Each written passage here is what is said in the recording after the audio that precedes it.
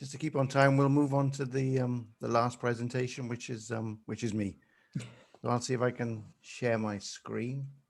You can see that this is a presentation we work with my colleague Piers Thompson, and we're sort of building on some of what we've been discussing today, thinking about particularly the way that we call it how the machine is evolving, and we're referring to the city as being the machine, and how that's changing, particularly in terms of entrepreneurial innovation in a way, whether we sort of frame it as entrepreneurial ecosystems or whether within innovation systems. And we started the work pre-COVID, and we're particularly looking at big cities and wanted to maybe take some lessons from big cities in terms of how they were evolving, how they were sort of generating new paths, and actually going down different routes in terms of they're very much related to around entrepreneurship and innovation. And we done them about 120 interviews across 6 cities, and they were big cities: New York, Los Angeles, London, Berlin, Shanghai, and Tokyo. So sort of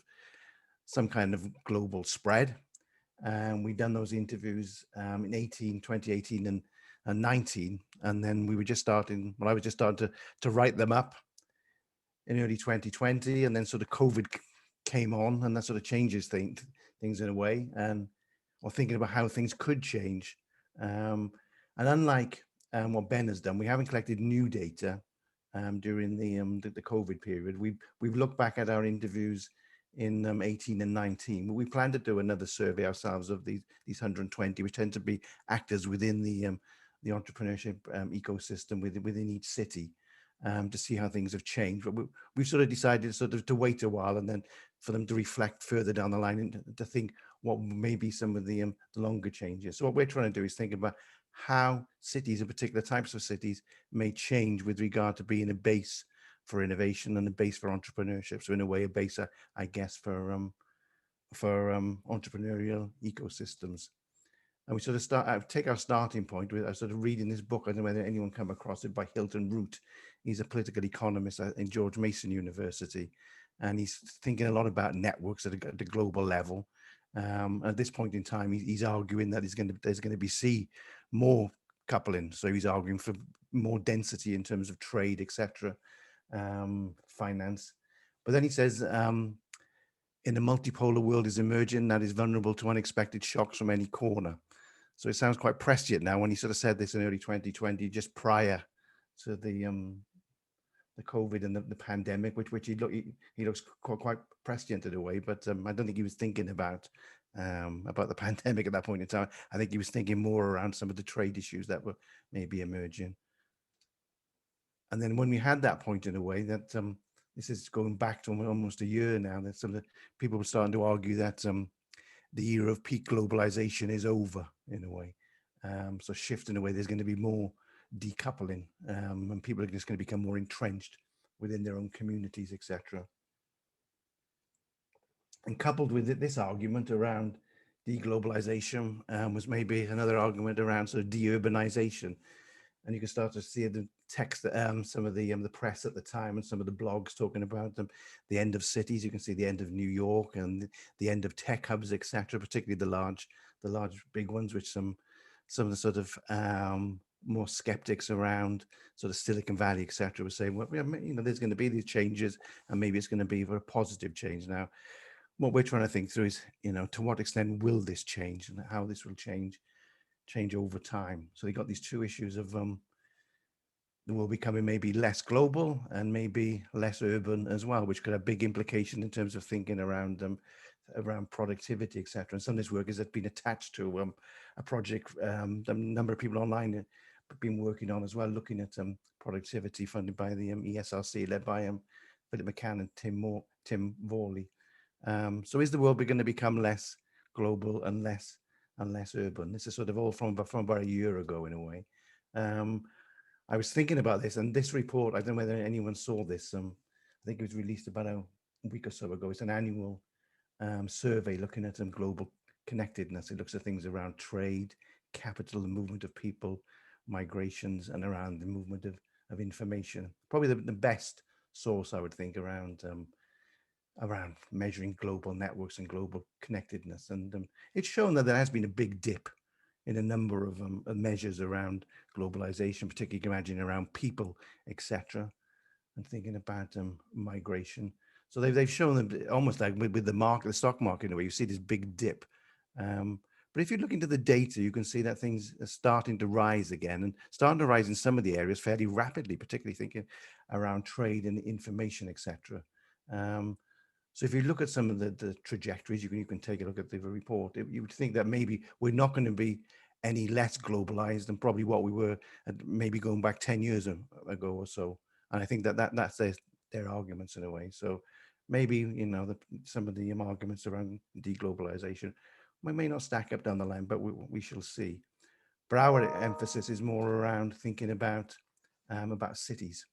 There's been a lot of literature that's come out over the years. It's been very, I guess, sort of thinking about triumphant in a way, thinking about the triumph of the city from Glazer. We've seen going back to the early 2000s around Richard Florida, the rise of the creative class, and the way that the cities can become these big forces in terms of attracting people through amenities. And there's a more recent contribution from Sharon Zukin, where she discusses the innovation complex, and she does the book is a case study around the way that New York itself has reimagined itself in a way and regenerated itself around sort of tech, etc., and become almost a competitor of Silicon Valley. So we're seeing this literature that's always sort of sees city as being the crucible of innovation or entrepreneurship. On the other hand, there was already some literature emerging saying, well, perhaps cities are in crisis. Now, Florida, he wrote in the early 2000s saying about the tractability in terms of cities. Then this book a number of years ago said about the new urban crisis, saying talking a lot about negative externalities in terms of cost, congestion, etc. And people may be shifting, particularly from some of the bigger, more expensive cities elsewhere. And there's been a literature since COVID, in a way you may have seen it, that's saying we are seeing these drift, and particularly it's coming from North America. People saying going from the very bigger cities, maybe more to the second tier cities in a way. So again, how much is this going to happen over time, and what's going to be potentially the impact in terms of thinking around innovation and particularly entrepreneurial innovation? Now, why should we see this connection anyway between thinking about urbanization and innovation? This is work that's come from the World Intellectual Property Report, I think from the 2019 report.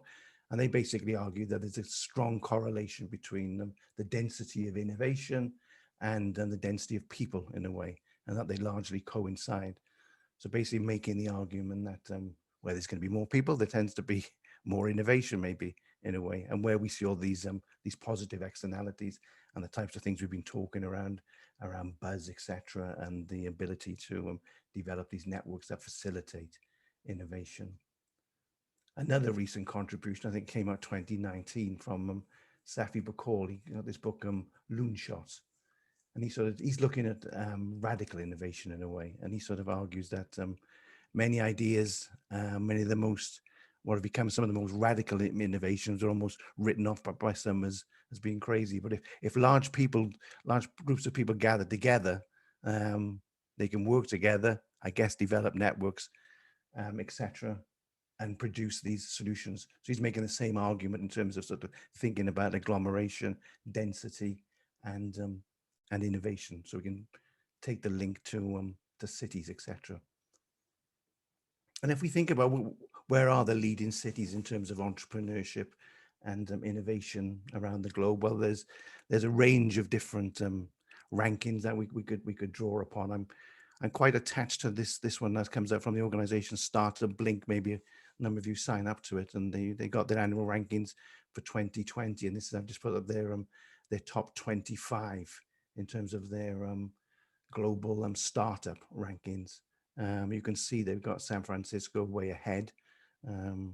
What is it, about fourfold, probably higher than New York, actually, which is second, followed by London. And we can largely see there's, quite many of the bigger cities, be it within North America, within Europe or Asia, dominate in terms of being the key locations for startups. And I would imagine in terms of innovation as well. So we can see this link between density and innovation and entrepreneurship, and I guess entrepreneurial ecosystems. And then Piers, myself, we've just published this book ourselves, trying to think about maybe some of these aspects we were discussing earlier.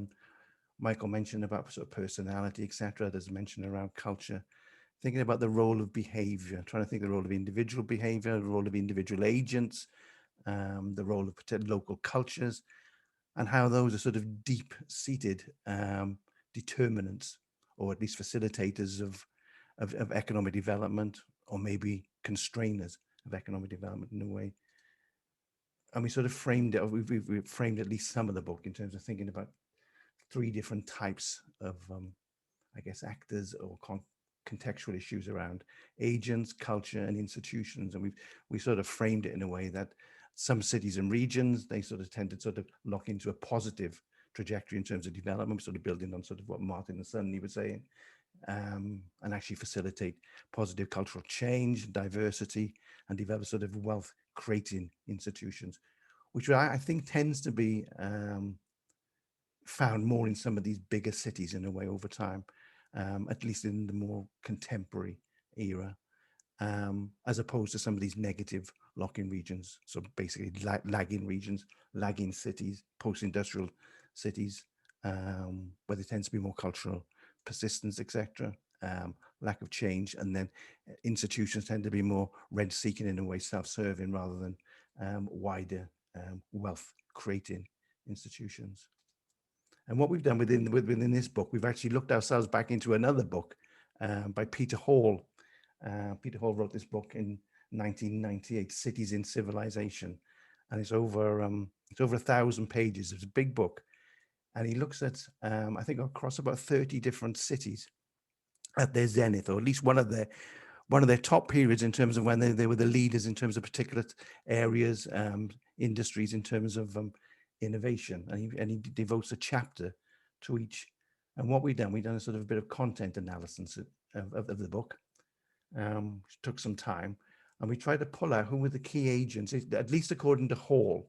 Obviously, we could go deeper into each city to find out who were the ones that were mentioned the most frequently, in terms of being, at least, as I say, again, by Hall's analysis, would be a key agent or agent in terms of innovation. It goes all the way back to, you can see, to Rome in a way.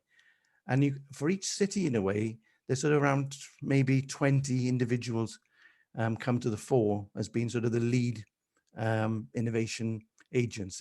And this sort of goes back to some of the discussion we had around about power earlier, whether the power sort of is spread across a large number of agents, or and it's maybe more collective, or maybe it's sort of a smaller group set within a more personal agency. So this got us thinking about sort of different types of agency and innovation within the city and how that's changing now. So would we see something different down the line if people are all going to leave the city in terms of where innovation is going to take place?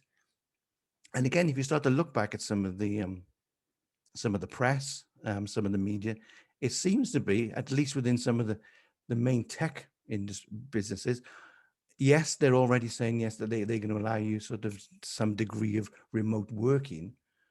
But some of the, the main executives and some of the chief executives of these tech businesses, actually, they want their workers back on campus, or back in the office in a way, because they understand all the things that we discuss around in terms of face-to-face interaction, etc.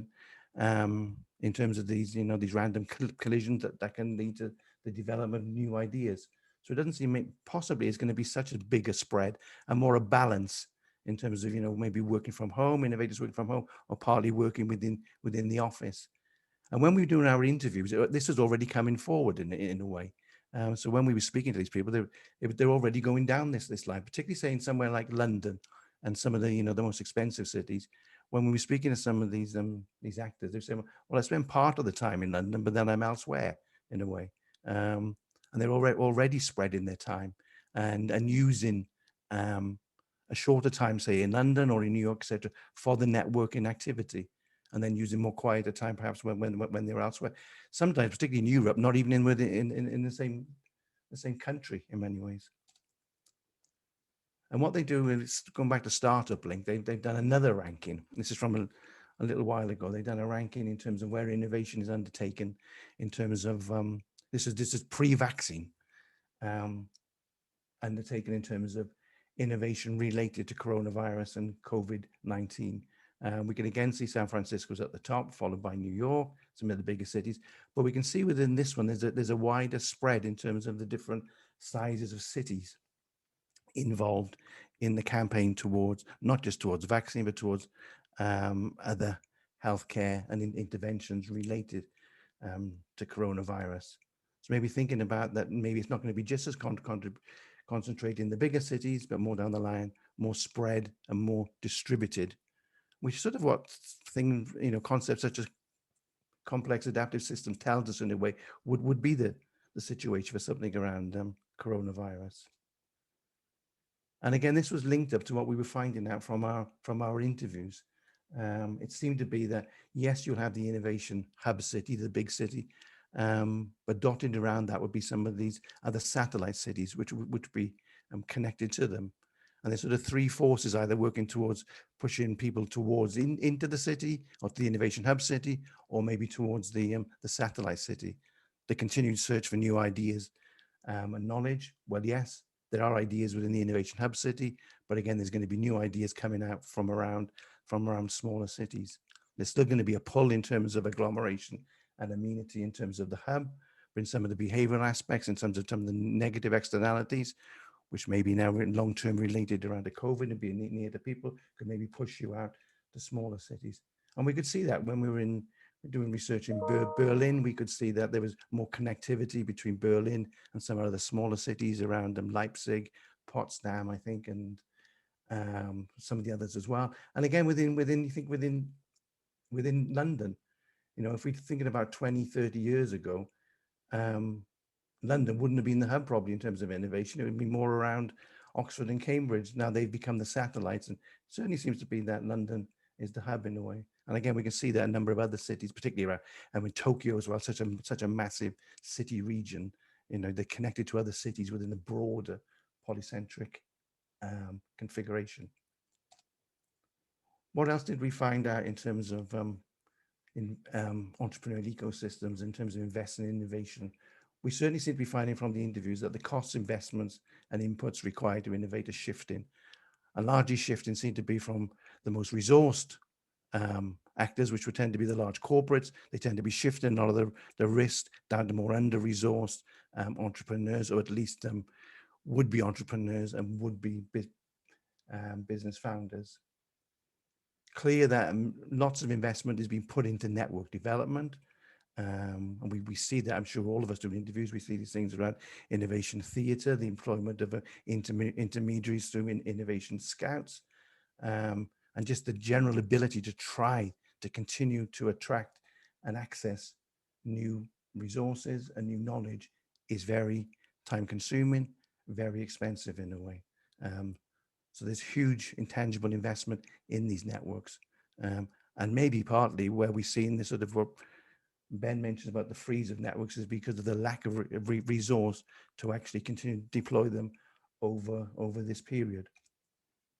What else are we finding out? There seem to be a lot of people who sort of, we've labeled them experimental entrepreneurs, would-be entrepreneurs, have ideas, working maybe in an incubator, working in a co-working office, but haven't actually formalized a business in a way. A lot of this, I think, already started following the Great Recession from 2008 onwards, in a way. And again, you could tend to see, you could see we spend a lot of time in places like WeWork at this point in time. It's back in 1819, speaking to individuals, often young individuals who were trying to develop their business. But I would say at that point in time, they were more sort of experimental in a way, working across a range of different technology sectors, but not just restricted to young, across all ages in a way. And we could see this rapid growth in these big cities around them, co-working spaces, I say, incubators, and it's sort of a test to this development, and really a test and development, at least at this point in time, of entrepreneurial ecosystems. Obviously, we're finding out some of the large businesses are trying to access the latest ideas from outside their boundaries, so working through open innovation. And again, themselves becoming more engaged. As you mentioned about universities developing their own ecosystems, this is what these large corporations are trying to do as well, through their own initiatives, such as corporate acceleration, we know, and employing all those types of activities I've already mentioned. The big thing that comes in for me in a way of doing the interviews, they were quite open, all of these actors, in terms of failure, whatever, or at least failure to sort of progress to full commercialization and actually see some of these fruitful outcomes. There's a high failure rate, and again, that's going to relate in terms of thinking about the productivity, and the productivity coming from the investment in innovation. To me, there seemed to be a lack of alignment between them, some of the internal and external forces, often internal resistance from maybe executives within big businesses working with some of the smaller SMEs and some of the entrepreneurial firms. Again, there's maybe a culture issue there. And it seems to be, to me, that open innovation is not always a practice that leads to efficiency within the innovation process and not result in productivity gains. And overall, 1 minute, please. Yeah. Sorry? 1 minute, please. 1 minute, okay. So it seems to be that the mainstay of innovation players are moving the burdens and costs and risks to the startups in a way. This goes in line in terms of what Henry Chesbrough is saying. He has a new book out. He basically says loads of investment in innovation, but we're just not seeing the productivity gains. And he says it's around problems with regards to generation, dissemination, and absorption. So what it seems to be is there seems to be maybe inefficiency within the system, at least apparently innovation within the innovation system within some of these cities in terms of actually producing productivity gains. This goes all the way back. You can take all the way back to Jane Jacobs, who talks about the beauty of inefficiency, and in a way that we need to actually grasp it as being something that at the end of the day, it may seem inefficient, but in the aggregate, it'll produce long-term gains if we have patience and we can see it in the aggregate. And again, I think a lot of this can be linked around things around if we start to think about these cities as complex adaptive cities, adaptive systems. Others say around this as well. 10 has got this whole book around the efficiency paradox. Just to sum up, I don't think innovation can be done through a skeletal network architecture. I think we need to have significant flesh on the bone. I think we'll see a different configuration in terms of a more distributed innovation system or ecosystems working across different cities of different types.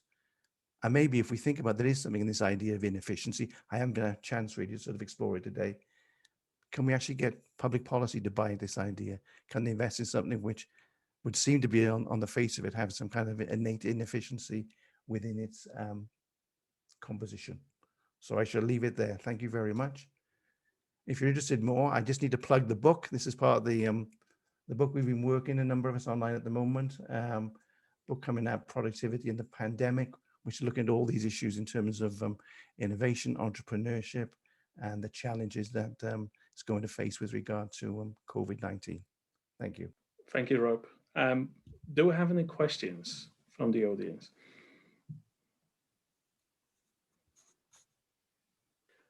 Christina?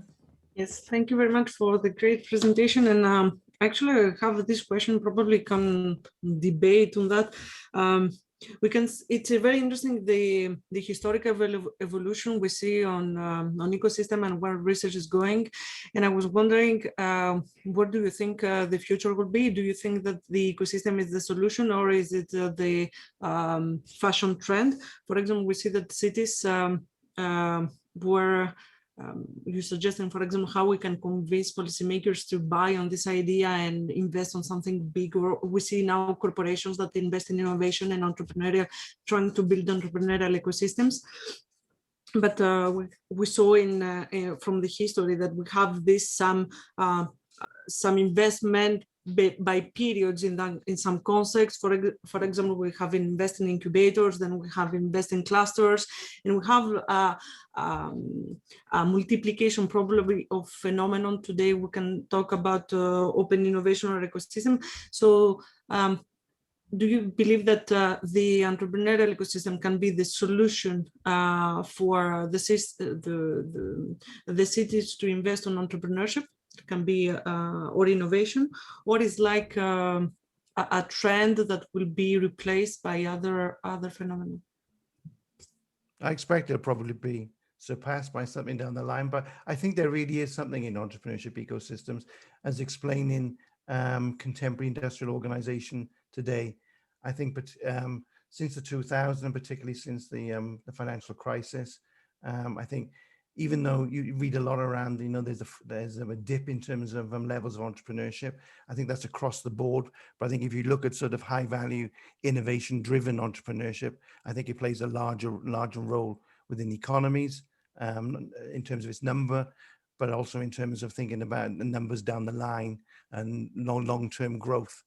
So I think the reason that there is some traction behind the idea of entrepreneurial ecosystems is a growing understanding that entrepreneurship in a number of different forms, be it within the sort of, you know, corporate entrepreneurship, institutional entrepreneurship, and just entrepreneurship in general, is going to be more and more important. You know, we're talking about entrepreneurial innovation. I think by the end of the, you know, in many number of years, there's not going to be any sort of non-entrepreneurial innovation in a way. It's all going to be linked the way that, just the way that large corporates operate themselves.